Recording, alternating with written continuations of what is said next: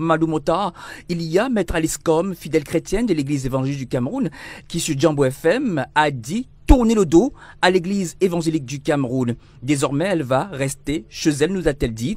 Est-ce qu'on pourra également voir Mamadou Mota, très en colère comme vous l'êtes maintenant, dit « Je tourne le dos à l'union des églises évangéliques du Cameroun parce que jusqu'ici, votre église est muette. » Je ne prendrai plus jamais la communion tant qu'ils ne prennent pas position.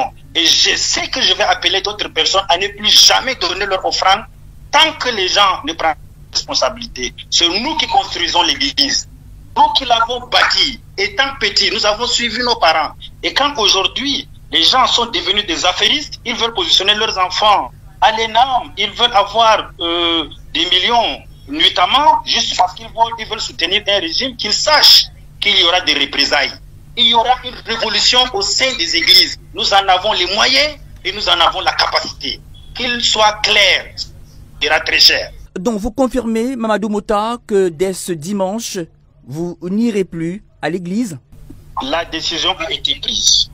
Je ne prendrai plus jamais de communion tant que les choses ne changent pas. Je ne donnerai plus un seul franc d'offrande. Je préfère distribuer l'offrande et ma dîme à des pauvres gens. J'aurais servi Dieu. En pleine campagne de sensibilisation politique pour les échéances de 2025, cette sortie publique sur Jambo FM 91 dépasse la simple critique spirituelle.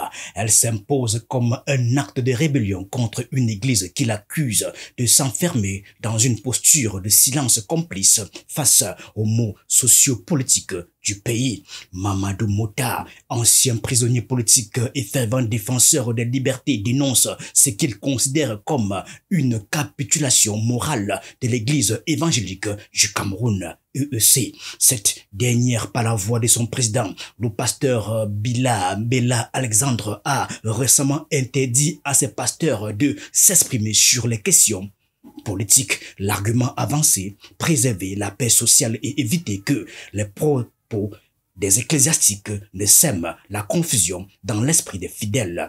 Pour le premier vice-président du mouvement pour la renaissance du Cameroun, MRC, ce silence imposé est une abdication face à un régime qui, selon lui, étouffe toute opposition et maintient le pays dans un état de stagnation, une trahison envers les fidèles et une démission face à la responsabilité prophétique de l'Église. Alors, Mamadou Mota, vous avez semblé être amer face au président de l'église évangélique du Cameroun. Vous avez dit être fidèle chrétien de l'Union des églises évangéliques du Cameroun. Est-ce que vous avez un message à adresser au président de l'Union des églises évangéliques du Cameroun, qui est, il faut le préciser, l'une des plus grandes fédérations évangéliques du pays, qui n'a pas encore fait une sortie jusqu'ici? Tous ceux qui ne prennent pas position sont les ennemis du peuple de Dieu. Et ils ne méritent même pas de prendre la parole devant le peuple de Dieu. Ça, je vous dis. Pour aimer les hommes, il faut détester fortement ceux qui les oppriment. Ça, c'est les paroles de Jean-Paul Sartre. Il le dit pourquoi? Pas des individus. Il parle des structures. Aujourd'hui, nous avons des structures qui sont au service de l'oppression, qui sont au service de la déshumanisation du peuple de Dieu. Et on ne saurait soutenir ce genre de structure. Il faut un nouveau ordre. L'ordre actuel est un ordre cannibale qui a inversé les normes où la magie, la sexualité de notre genre sont érigées en modèle d'ascension sociale. Et c'est terrible. Le plus grand nombre et de tous ceux qui font ces pratiques magico, je ne sais quoi, sont des chrétiens. Dans un pays qui se respecte, il y a autant de chrétiens et de musulmans arrivés à cette situation de misère mentale. Questionne, on a besoin de l'hygiène mentale. Et l'hygiène mentale ne peut passer que par les pasteurs, par des imams. Et si des gens qui sont équilibrés, qui ont la crainte de Dieu, soutiennent, il y a un problème. Je me dis s'ils sont vraiment des chrétiens. Je suis un croyant. Qu'est-ce qu'un croyant fait dans des loges? Qu'est-ce qu'un croyant a à voir avec des pratiques de contre-nature? Je ne le juge pas. Je ne dis pas qu'ils n'iront pas au paradis. Mais si c'était juste par maladie ou par autre forme, c'est acceptable. Mais c'est des gens qui sont dans des pratiques ou tuer une personne ne leur dit rien. Mais c'est inacceptable. Cette déclaration traduit une double volonté, contester un système qu'il juge complice de l'injustice sociale et mobiliser les Camerounais autour de la nécessité d'un changement profond. Cette posture s'inscrit dans un contexte où les tensions politiques s'intensifient à l'approche de la présidentielle de 2025. Pour le numéro 2 du MRC, l'Église ne peut rester spectatrice. Elle doit devenir un levier pour amplifier la voix des opprimés au lieu de se rétracter derrière les consignes de neutralité dictées par des intérêts conservateurs. Comment nous pouvons justifier notre niveau de dégradation morale aujourd'hui avec toutes ces histoires où on apprend chaque jour les disparitions d'enfants? Vous pensez que ces enfants disparaissent où? Sûrement ils sont mangés dans des boucheries humaines. Et ça, ce sont les chrétiens qui le font. Mais un pasteur se lève pour dire il faut continuer à avoir peur et à soutenir un régime qui pendant 40 ans n'a fonctionné qu'à travers des pratiques qui sont troubles. Où sont passés les 50, les top 50? C'était les qui étaient dedans? Ce n'étaient pas des païens. Les animistes ne font pas ce genre de choses. Aujourd'hui, j'ai envie de dire que les animistes sont peut-être à un niveau de morale plus acceptable que le christianisme. Ça écoeure en fait. Dans ce combat, une autre figure s'est levée, Maître Alice Combes, la célèbre avocate des droits humains connue pour son franc-parler et son engagement à annoncer qu'elle se désolidariserait de l'église évangélique du Cameroun. Elle qualifie la directive du pasteur Bila Mbela Alexandre de sortie décevante et dangereuse. Elle dénonce l'immobilisme d'une église qui, selon elle, devrait être en première ligne dans la lutte pour le changement. On écoute Maître Alice Combes.